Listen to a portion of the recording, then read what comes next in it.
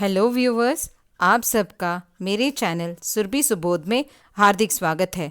आज हम कक्षा 5 की हिंदी की पाठ्यपुस्तक गुंजन और नूतन गुंजन हिंदी पाठमाला 5 का एक पाठ जिसका शीर्षक है अपना स्थान स्वयं बनाएं, इस पाठ का सारांश इस वीडियो में देखेंगे। अपना स्थान स्वयं बनाएं पाठ के लेखक हैं कन्हैया लाल मिश्र प्रभाकर। तो चलिए अब इस पाठ का उद्देश्य जान लेते हैं।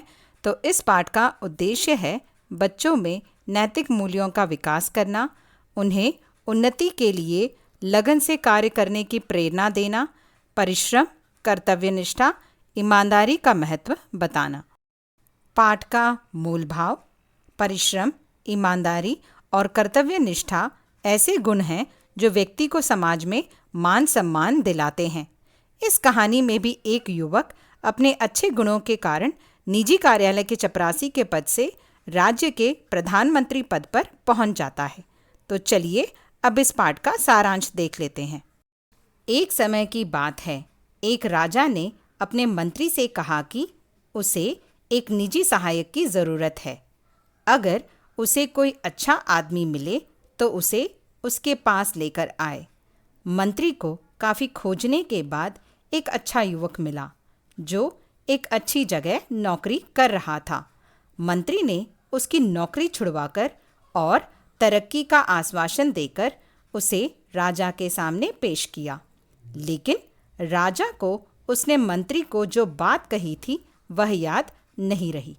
कुछ देर सोचने के बाद राजा बोले कि शायद उस समय उनके मन में यह बात आई होगी, लेकिन अभी तो उन्हें किसी आदमी की ज़रूरत नहीं है। इसे सुनकर मंत्री ने राजा से कहा कि महाराज, मैंने इसे हजारों में से चुना है और इसे इसकी अच्छी नौकरी छुड़वाकर आपके पास लाया हूँ। राजा ने कुछ सोचकर मंत्री से कहा, इस समय तो मेरे पास कोई काम नहीं है, लेकिन अगर तुम कहते हो तो इसे इस दफ्तर में चपरासी के पद पर रख सकते हैं, लेकिन इसे इस काम के लिए सिर्फ 15 रुपये वेतन मिलेगा। राजा की यह बात मंत्री को बहुत बुरी लगी, लेकिन वह युवक बहुत खुश था। उसने मंत्री को धन्यवाद देते हुए कहा कि मैं बहुत खुश हूँ क्योंकि मुझे राजा की सेवा करने का मौका मिला है। मंत्री उस युवक को दफ्तर लेकर गया। दफ्तर की हालत देखकर मंत्री बहुत परेशान हुआ। वहाँ चारों ओर धूल और गंदगी थी।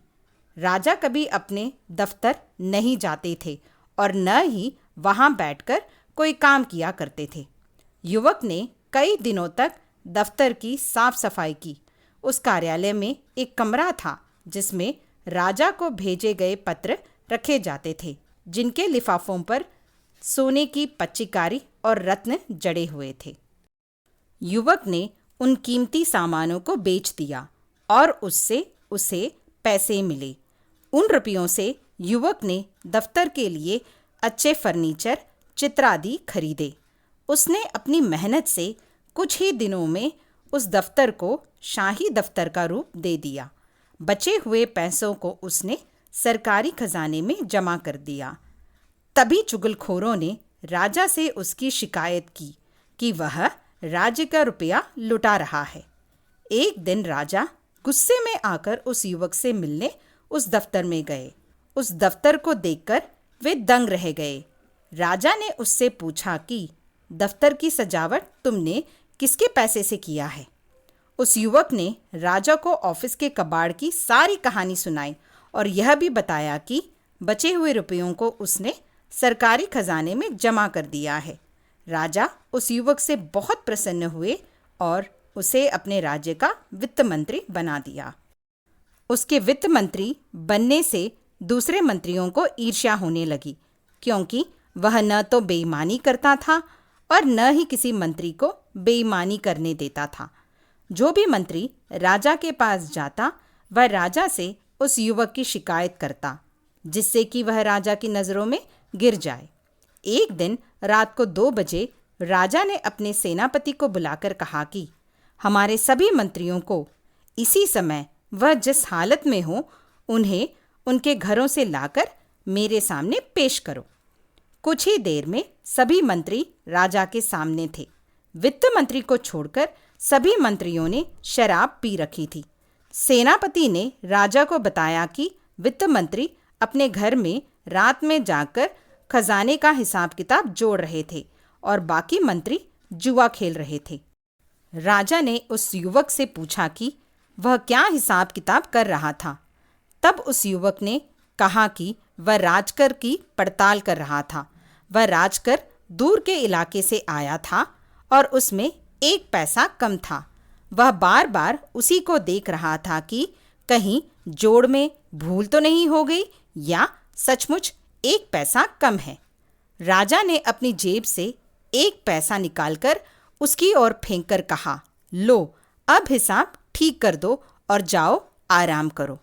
उस युवक ने राजा से कहा, 1 पैसा तो वो भी डाल सकता था, लेकिन वह बाकी अफसरों में काम के प्रति ढील और उनके मन में बेईमानी पैदा न हो, इसीलिए वह अपने काम में कोई गलती नहीं होने देना चाहता था, ताकि वह दूसरों के लिए उदाहरण बन सके। उसकी बात सुनकर राजा बहुत खुश हुए और उसे वित्त मंत्री से अपने राज्य का प्रधानमंत्री बना दिया। तो इस पाठ से हमें यह सीख मिलती है कि हम अपना हर कार्य परिश्रम, कर्तव्यनिष्ठा और ईमानदारी के साथ करेंगे तो हमें अवश्य सफलता प्राप्त होगी। आशा है कि आपको मेरा यह वीडियो अच्छा लगा होगा। यदि आपको मेरा ये वीडियो अच्छा लगा हो तो इसे लाइक, शेयर और सब्सक्राइब करना न भूलें। आप अपने कमेंट्स कमेंट बॉक्स में लिख सकते हैं। अब हमारी मुलाकात अगले वीडियो में होगी। तब तक के लिए धन्यवाद।